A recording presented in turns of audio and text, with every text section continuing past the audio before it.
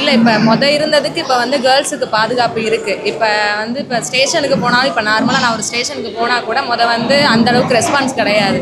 இப்போ போன உடனே கேர்ள்ஸுக்கு ஒரு பிரச்சனைனா அவங்க பயப்படுறாங்க. அது போக முன்னாடி பணம் வாங்குறதுக்கு எல்லா கவர்மெண்ட் ஸ்டாஃபும் வாங்கினாங்க. இப்போ பணம் வாங்க பயப்படுறாங்க, வேணான்றாங்க. நான் பின்னாடி எதுவும் பிரச்சனையில் மாட்டிக்கிறேன் அப்படின்ற மாதிரி பயப்படுறாங்க. அந்த ஒரு இது இருக்குது. இப்போ ஸ்டேஷனுக்கு போனால் எல்லாமே கஷ்டப்படுறவங்க தான் போகிறாங்க. ஸ்டேஷனில் ஏதோ ஒரு பிரச்சனைனால போகிறாங்க. அங்கே போனால் பணம் இருந்தால் தான் ஸ்டேஷனில் எல்லாருக்குமே மதிப்பு இருக்குது. நம்ம போன உடனே வேலை நடக்கும். இப்போ அந்த பணம் கொண்டு போய் கொடுத்தாலுமே வேணான்னு பயப்படுறாங்க. அந்தளவுக்கு மாறிடுச்சு பணம் இல்லாத ஒரு அரசியல். இன்னொன்று என்னோட ஒரு இது என்னென்னா, எஸ்சி எஸ்டிக்குன்னு சொல்லிட்டு இப்போ எல்லாருமே ஸ்காலர்ஷிப் ஒன்று கொடுக்குறாங்க. அது இப்போ ஜாதி பார்க்கக்கூடாது, மதம் பார்க்கக்கூடாதுன்னு சொல்கிறாங்க. எல்லாருக்குமே ஒரே மாதிரி, இப்போ எஸ்சியாக இருக்கட்டும், பிசியாக இருக்கட்டும், எம்பிசியாக இருக்கட்டும், ஜாதி பார்க்காம இப்போ மார்க் அடிப்படையில் எல்லாருக்குமே கொடுக்கணும். இப்போ எஸ்சி எஸ்டிக்கு மட்டுமே வேலை இப்போ 160 எடுத்தால் அவங்களுக்கு போதும். இப்போ பிசி எம்பிசினா 180க்கு மேலே எடுக்கணுன்றாங்க. அந்த ஒரு இதை மாற்றிட்டு எல்லாருக்குமே சம உரிமை. கேர்ள்ஸுக்கு அதே மாதிரி வேலை வாய்ப்புகளும் அதிகமாக கொடுக்கணும்னு நினைக்கிறேன். இப்போ பிசிக்கு 180, கட் ஆஃப் 185க்கு மேலே சொல்கிறாங்க. இப்போ எஸ்சிக்கு 165. எல்லாருமே ஜாதி பார்க்காம படித்து அவங்களோட மார்க்கு அடிப்படையில் போட்டோம். எஸ்சி எஸ்சின்றதை இதை முதல்ல எல்லாருமே சரிசமமாக கொண்டு வரணும். அதுதான் எல்லாரோட கோரிக்கையும். மாணவர்களோட டிஎன்பிசி எக்ஸாம் எல்லாத்துலேயுமே அதுதான். அது இல்லாமல் எல்லாருக்குமே சரிசமம். அதில் இப்போ எஸ்சி எஸ்டிக்குன்னு இல்லாமல் ஒரு கிராமத்துலேயும் வறுமை கோட்டிற்கு கீழே இருக்காங்கல்ல, அவங்களுக்கு மட்டும் அந்த மாதிரி கொடுக்கலாம்.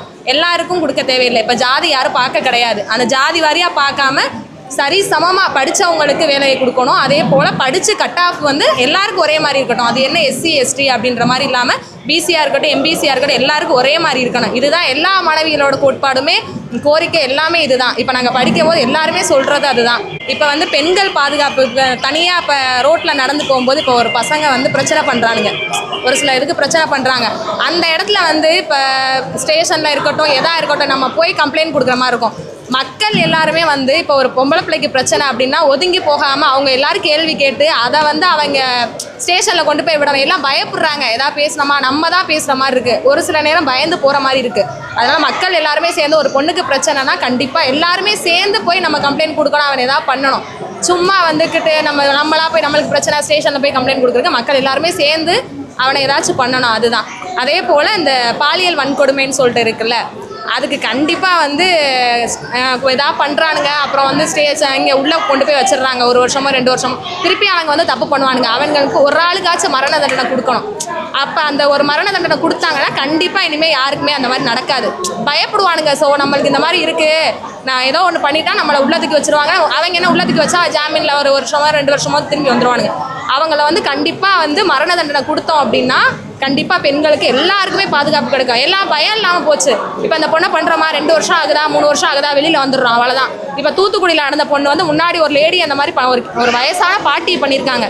அப்போ அவங்க முன்னாடியே இந்த ஆக்ஷன் எடுத்திருந்தாலும் அந்த பொண்ணு இறந்துருக்காது. ஒரு ஆளுக்கு கொடுத்தோன்னா கண்டிப்பாக மற்றவன் பயப்படுவான். விஜய் ஆட்சியில் ரொம்ப சிறப்பாக நடக்குது. 10 நாளையில் டாஸ்மார்க் க்ளோஸ் பண்ணது பெண்கள் எங்களுக்கு ரொம்ப சந்தோஷமாக இருக்குது. இப்போ எங்களுக்கு இலவசம் எதுவும் வேண்டாம். எங்களுக்கு என்ன வேணும்னா பெண்கள் பாதுகாப்பு சட்டம் மட்டும் ஒழுங்காக இருந்தாலும் எங்களுக்கு போதும். இலவச பெண்கள் யாரும் நாங்கள் எதிர்பார்க்கல. இலவசமும் எங்களுக்கு வேண்டாம்.